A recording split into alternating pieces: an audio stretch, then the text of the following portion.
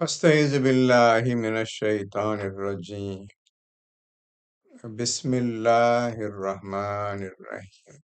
உங்களுக்கு போன தடவை இந்த ஜிக்ரை பத்தி உங்களுக்கு கேட்டிருந்தேன், நம்பர் கேட்டிருந்தேன்.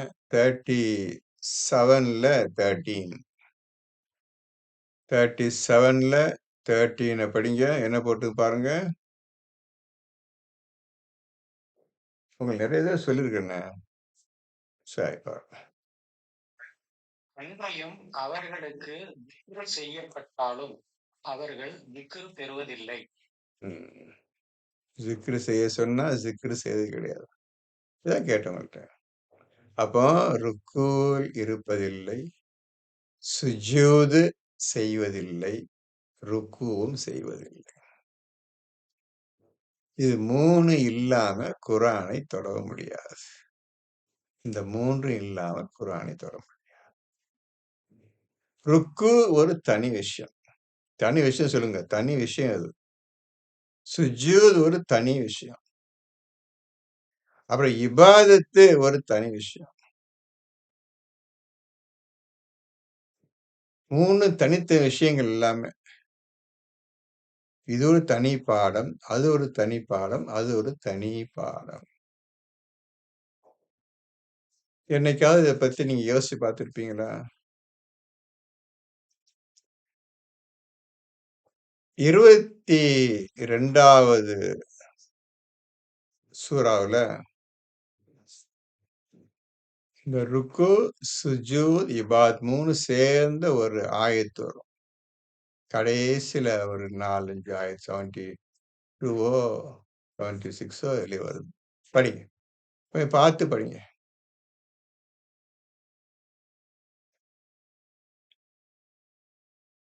22ல கடைசி ஒரு 4 ஆயத்த படிச்சு பாருங்க. அது வருதான்னு பாருங்க. ஆ? 77.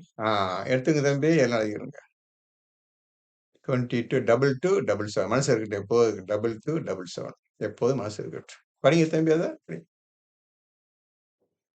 நம்பிக்கை கொண்டவர்களே, நீங்கள் ருக்குவில் இருங்கள், இன்னும் சுஜூதில் இருங்கள், இன்னும் உங்கள் இறைவனையே இபாதத் செய்யுங்கள், மேலும் நீங்கள் வெற்றி பெறும் பொருட்டு நன்மையே செய்யுங்கள்.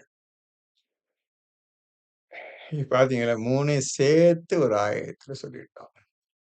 அந்த 3 தனித்தனியா சொல்லியிருக்கிறான். நல்லா கொஞ்சம் யோசிச்சு பாருங்க. என்னென்ன ஓதுன ஒவ்வொருத்தர் உங்களையே நீ கேளுங்க. நம்ம என்னப்பா ஓதுறோம்? என்ன செஞ்சுட்டு இருக்கோம் நம்ம? நம்ம கண்ணு எங்க போயிட்டு இருக்கு? இந்த விட்டுட்டு எல்லாத்தையும் விட்டுட்டு என்னத்தையும் செஞ்சுட்டு இருக்கிறோம் நம்ம? அப்படி நீங்க உங்களே நீங்க கேள்வி கேட்டுக்கிறீங்க. எந்த காலத்துல நீங்க கேள்வி கேட்டு எப்ப பதில் போறீங்க? இந்த 22, 77 இருக்குதே 3யும் சேர்த்து ஒரே ஆயத்த சொல்லிட்டான். அந்த 3யும் தனித்தனி ஆயத்த சொல்லிட்டான். எது சுஜூதுக்கு ஒரு தனி ஆயத்து, ருக்குக்கு ஒரு தனி ஆயத்து, ஸிக்ருக்கு ஒரு தனி ஆயத்து. பாத்தீங்களா? என்னப்பா நீங்க புரிஞ்சுக்கிட்டீங்க? நம்ம என்ன புரிஞ்சுக்கிட்டோம்? நீங்களே யோசிச்சு பாருங்க. நீங்களே யோசிச்சு பாருங்க. இவ்வளவுதான் நான் சொல்ல முடியும். என்ன இருக்கிற ஆயத்த படிச்சு காட்டு. இந்த மாதிரி இருக்குது தம்பி. நம்ம என்ன செஞ்சுட்டு இருக்கிறோம்னு கேள்வி கேட்க முடியும் தவிர, இதுடா அதுடா என்ன அதுடா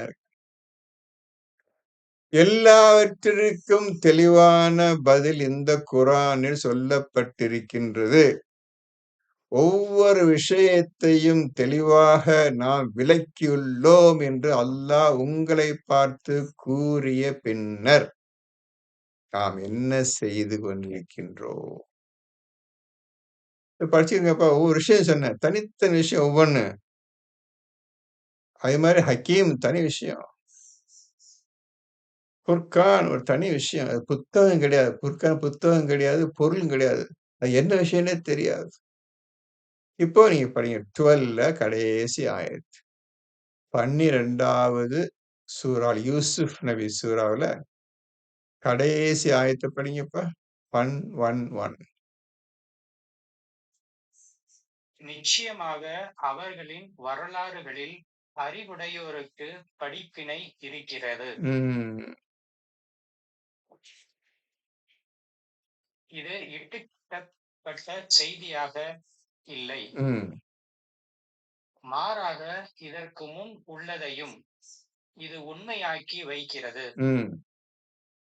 ஒவ்வொரு விஷயத்தையும் இது விவரித்து காட்டுவதாகவும் புரிஞ்சுட்டீங்களா? நம்பிக்கை கொண்ட சமூகத்திற்கு வழியாகவும் ரஹமத்தாகவும் இருக்கிறது.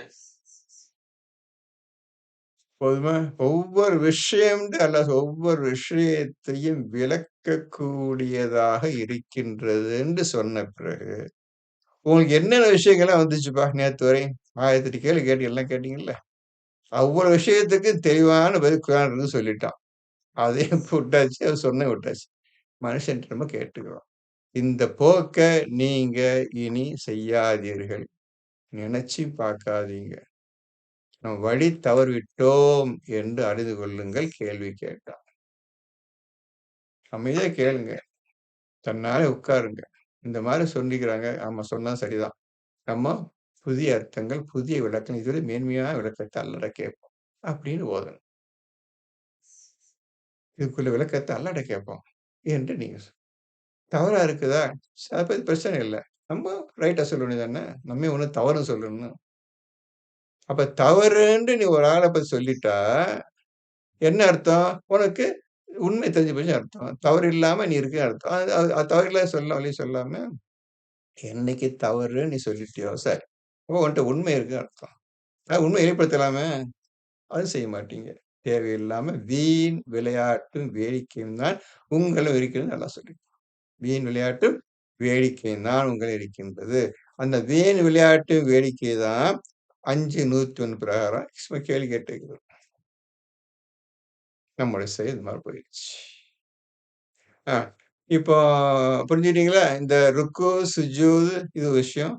ருக்கு ஒரு விஷயம். சுஜூது ஒரு விஷயம். இபாதத்து ஒரு விஷயம். இந்த 4 விஷயங்களையும் தெளிவா சொல்லியிருக்கிறேன். அதுக்கப்புறம் ஸலாத்து, ஜக்காத்து எல்லாம் வந்துட்டு விஷயம். எல்லாம் ஒவ்வொன்னும் தனித்தனி விஷயம். எல்லாத்தையும் சேர்த்து தான் இந்த பெட்டகத்தில் அல்லாஹ் உங்களுக்கு தந்திருக்கின்றான். ஒவ்வொரு விஷயமா நீங்க புரிஞ்சு தெரிஞ்சுக்கிறணும். ஒவ்வொன்றுக்கும் ஒவ்வொரு விதமான அணுகுமுறை உள்ளது என்பதையும் தெரிந்து கொள்ளுங்கள். ஒவ்வொரு விஷயத்தையும் செய்வதற்கு உண்டான வரம்புகளை அல்லாஹ் ஏற்படுத்தியிருக்கின்றான். இந்த விஷயத்தை இந்த நேரத்தில் இந்த மாரி செய்ய வேண்டும். ஒவ்வொரு விஷயத்துக்கும் எல்லாத்துக்கும் வரம்புகள், கண்டிஷன போட்டிருக்கிறான். அதன்படி நடந்து தான் நீங்க அந்த விஷயத்தை செயல்படுத்த முடியும். இப்படியாக இருக்கும் பொழுது, இப்ப உதாரணத்துக்கு இபாதத்து செய்றீங்கப்பா. அது 9 வரம்புகள் இருக்கின்றன. அந்த 9 வரம்புகளின் அடிப்படையில தான் நீங்க அல்லாவிடம் இபாதத்து செய்ய வேண்டும்.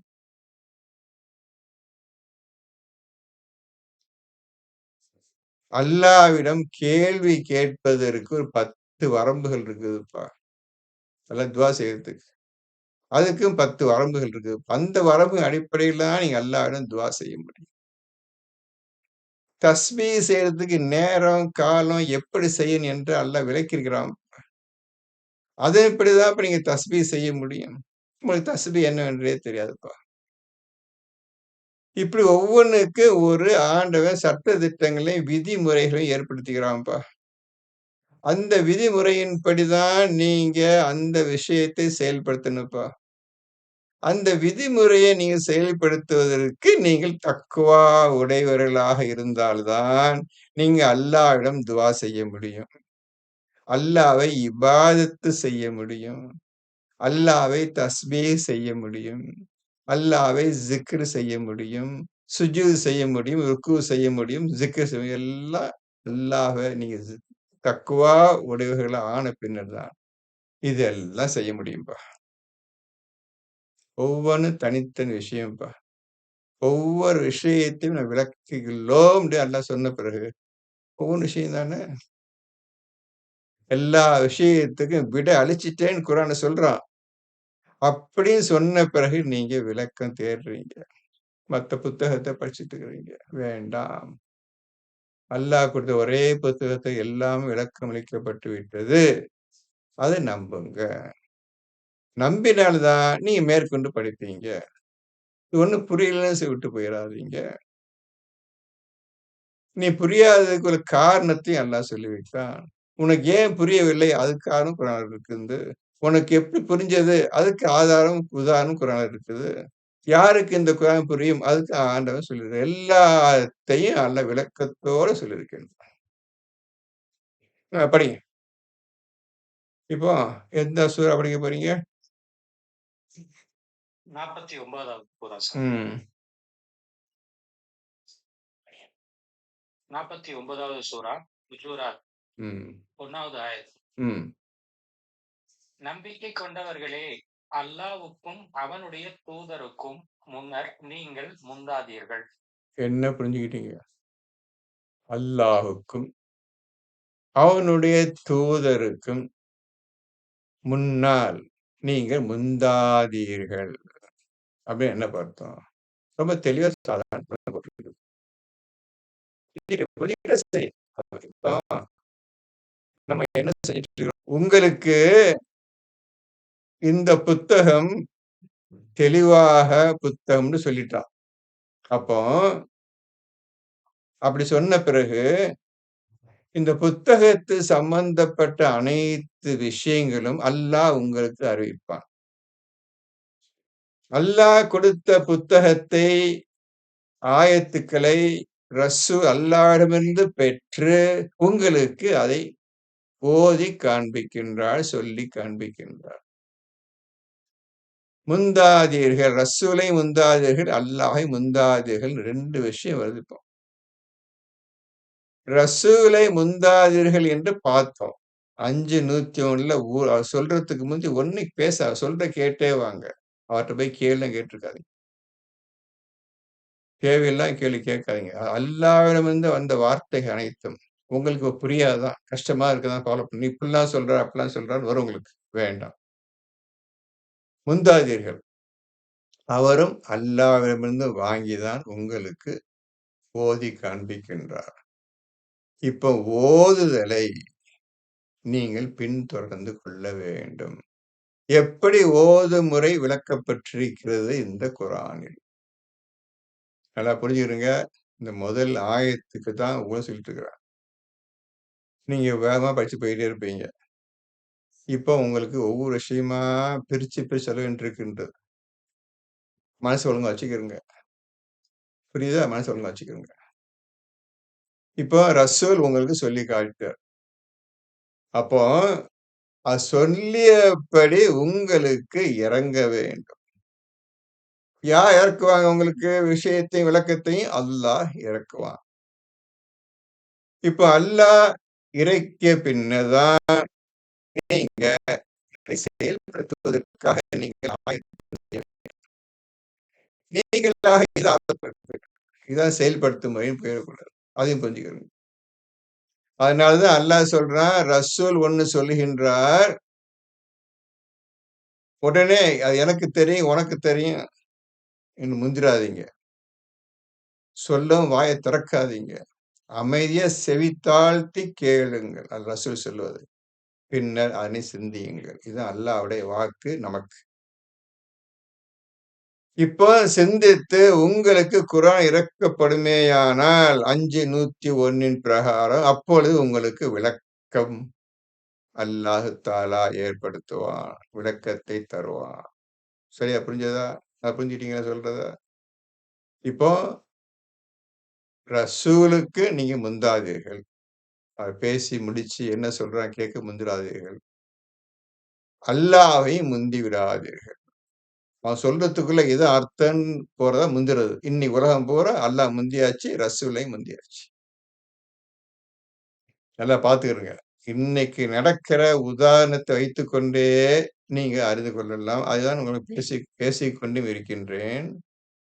இப்பொழுது ரசூலை விட எனக்கு எல்லாம் தெரியும் என்று இந்த கூட்டத்தினர் செய்து கொண்டு இருக்கின்றார்கள். முந்திட்டாங்க. இப்போ அல்லாஹை முந்தியாச்சு. அல்லாஹ் ஒரு விஷயம் சொல்லியிருக்கிறான். அந்த விஷயத்த நீங்க தக்வா அடைஞ்சு தான் வாங்கணும். வாங்கல. இதுக்கு எது அர்த்தம்? இதுக்கு எது அர்த்தம்? இது இப்படிதான் செய்யணும்னு சொல்லி நீங்களே கற்பனை பண்ணி அல்லாஹ் முந்தியாச்சு. அல்லாஹ் சொல்றதுக்கு முந்தியே நீங்க முந்திக்கிட்டீங்க. இதான்டா அர்த்தம் சொல்லிட்டீங்க. உலகம் சொல்லிட்டீங்க. உலகம் அத நம்பிட்டு இருக்கு. இன்னைக்கு நடைமுறையா செஞ்சுட்டு இருக்காங்க, பார்த்துட்டு இருக்கீங்க. அந்த குர்ஆன் சொல்லோட ஒரு ஆயத்து கூட யாருக்கும் தெரியாது. ஆனா, செயல் மட்டும் பட்டியாச்சு.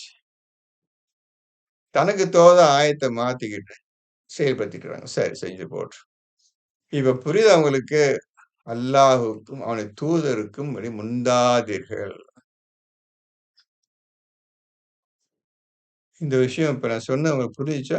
புரியலையா? அது 2 தான் சொன்னேன். புரியலைன்னு சொல்லுங்க, புரிஞ்சு சொல்லுங்க. நான் மேற்கொண்டு போயிடுறேன். இந்த முதல் புரியுது ஆயத் சார். அல்லாஹ் உதவி கொண்டு. அந்த முதல் ஆயத்து உங்களுக்காக நான் சொல்றேன் தம்பி. அல்லாஹ் எனக்கு சொல்லிக் குடுத்தத சொல்றேன் தம்பி. யார்ட்ட கேட்டா சொல்ல முடியும் சொல்லுங்க? எந்த புத்தகம் நான் சொல்ற மாரி போட்டிருக்கு காட்டுங்க. அந்த புத்தகம் படிச்சு பார்த்து அவங்க சொல்லல. எனக்கு சொல்ல